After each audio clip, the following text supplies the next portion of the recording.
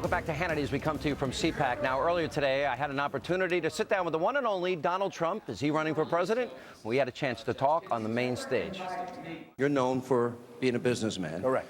50 million Americans in poverty, 50 million, close to it, 50 million Americans on food stamps, 92 million Americans not working. We don't count them, but they're not working. As I said, right.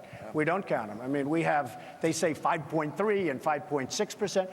I think it's over 20%. During the speech, I said 20%. How do we get them? How would Donald Trump, as president, get these people back to work? You have to take the jobs back from China. You have to take the jobs back from Mexico. Mexico, in Iowa, companies are leaving from Mexico. You have to take, they're given incentive to leave our country and go to places like Mexico. And by the way, Mexico is the next China. Mexico, folks, is not our friend. I hate to tell you this, but Mexico, and I'm not just talking about the border. Mexico is ripping off the United States big, big league, and we better do something. But jobs going to China, to Mexico, to Brazil, they're going everywhere but here. And we've lost our manufacturing, and we've lost our manufacturing base. What would specifically you do to, A, stop Iran's nuclear program, and B, to defeat ISIS? Because I don't hear you saying degrade them. I hear you saying defeat them. Defeat.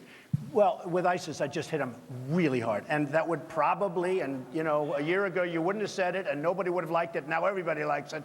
You may have to have some boots on the ground for a period of time until you get rid of the cancer. That's number one. You may have to have that. Look, they're cutting off the heads of people. They're burning people at the stake. It's like we're living in medieval times. With Iran, sanctions all over the place.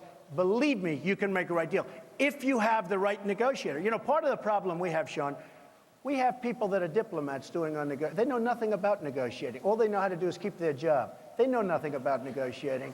If we had the right people, we could solve the ISIS problem and we could solve the Iran problem, and a lot more quickly than you think. There's so many young people in this room. Obama has, well, by the time he leaves office, will have accumulated more debt than every other president combined.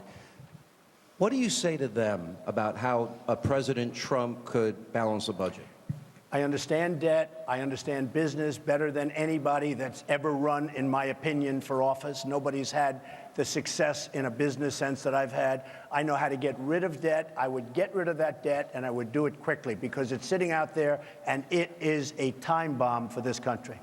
How do, specifically, though, because this is important, I like the penny plan. Cut a penny out of every dollar. It's fine, but I like two plans. I like making the country rich again, taking in tremendous amounts of money, stopping China from ripping us, etc., and also cutting costs, but not cutting them when it comes to the military, and not cutting them when it comes to Social Security either.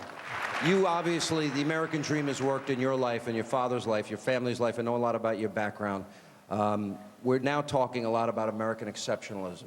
In Donald Trump's mind, what makes America exceptional, and why do you so love this country that you want to be its commander-in-chief? It's got a great fabric. They have phenomenal people like the people in this room. We have so much going. We need the incentives. We can't take away those incentives. But we have a country that can be so great again. We have a country that will be absolutely admired by everybody. Right now, it's not admired by other countries, and I deal with these countries. They talk to me, Sean, and they say, I can't believe, Chinese, they say, they're friends of mine. They say, I can't believe we're getting away with this. In Saudi Arabia, they say, I can't believe we get away with this. They don't put up the money. We're fighting wars for them. They don't put up the money. I know these people. I have nothing against China. Their leaders are just much smarter than us. So if we bring our country back to the grassroots, if we keep the incentives going, I'm telling you, the potential of the United States is so incredible if we do it properly and if we have smart, really smart leadership. All right, when we come back tonight on Hannity from CPAC, we'll check in with former